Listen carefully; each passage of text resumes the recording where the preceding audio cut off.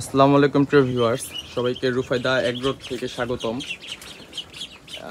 আজকে আমার কিছু হাঁস অনেক দিন 2-3 দিন আগে মারা গেছে। পুরা খামারের মধ্যে হাঁসগুলোকে ছেড়ে রাখার জন্য ওরা উপরে ওঠার প্লেস পায়নি, তো ওই জন্য যে বেজি থাপায়া মেরে ফেলছে। তো আজকে একটা সুন্দর পদ্ধতি করে ওদেরকে প্লেস করে দিলাম।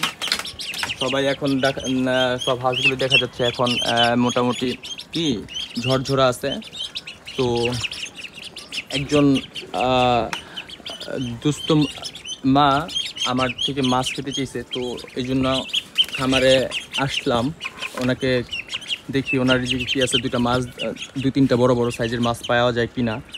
তো সবাই দোয়া করবেন রুফায়দা এগ্রো যেন ভবিষ্যৎ আরও বাড়িয়ে সব কিছু করতে পারে, বা এর থেকে যেতে যে আপনারা কিছু শিখেন, এরকম কোনো কিছু করতে পারি বা এরকম কোনো জায়গায় যেতে পারি।